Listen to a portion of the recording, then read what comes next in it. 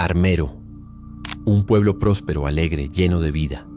El 13 de noviembre de 1985, en una sola noche, fue borrado del mapa. Más de 25.000 almas quedaron atrapadas bajo toneladas de lodo.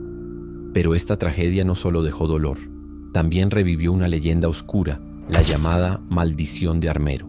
Hoy descubrirás qué hay detrás de esta historia, el origen de la maldición, la tragedia del volcán y el misterio que todavía persigue a Colombia. La historia se remonta a 1948. Colombia vivía días de violencia tras el asesinato de Jorge Eliezer Gaitán. En Armero, el padre Pedro María Ramírez Ramos, párroco del pueblo, fue acusado injustamente de instigar la violencia. Una turba enfurecida lo persiguió hasta la iglesia, donde intentó refugiarse en el altar. Ahí, frente a los mismos símbolos que defendía con su fe, fue brutalmente golpeado y asesinado. Según la tradición oral, antes de morir, pronunció una frase aterradora: "No quedará piedra sobre piedra en Armero". Con esas palabras nació lo que muchos llaman la maldición de Armero. Pero, ¿fue real esa maldición? La iglesia asegura que no existe prueba escrita ni testigo confiable que confirme esas palabras. Sin embargo, en la memoria del pueblo, la frase quedó marcada, y con los años se convirtió en una advertencia siniestra que parecía esperar el momento de cumplirse. Ese momento llegó en 1985. El Nevado del Ruiz, tras meses de advertencias científicas que fueron ignoradas, hizo erupción el 13 de noviembre. El calor derritió parte de su glaciar, creando ríos de lodo y piedra que descendieron con furia por las montañas. Uno de esos lahares llegó directamente a Armero, cubriéndolo por completo en apenas minutos. Casas, escuelas, hospitales. Todo desapareció. Las cifras son desgarradoras. Más de 25.000 muertos.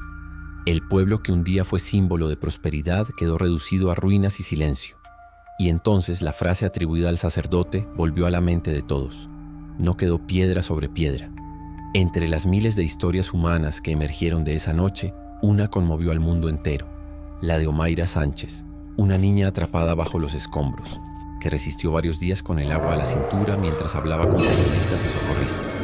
Su serenidad y valentía se convirtieron en un símbolo internacional de la tragedia de Armero. Cuando Omaira murió, la atención del mundo se volcó sobre Colombia, y muchos creyeron que la maldición no solo había destruido un pueblo, sino que había dejado huellas imborrables en la humanidad. Pero surge la pregunta inevitable: ¿fue realmente una profecía cumplida o solo una tragedia que la ciencia ya había anunciado? Los historiadores coinciden en que no hay pruebas de que el padre Pedro María haya lanzado una maldición. La Iglesia Católica ha declarado oficialmente que esas palabras jamás fueron documentadas. Y sin embargo, el mito sobrevivió, fortalecido por el dolor, la rabia y el misterio de lo inexplicable. En 2017, el sacerdote Pedro María fue beatificado por el Vaticano y reconocido como mártir de la fe. Para la Iglesia no fue un hombre que maldijo a su pueblo, sino un testigo de la violencia política que lo alcanzó en medio de su vocación religiosa. Sin embargo, para muchos colombianos, su historia seguirá siempre ligada a la sombra de la maldición. Hoy, en el lugar donde estaba Armero, solo quedan cruces blancas que recuerdan a los fallecidos.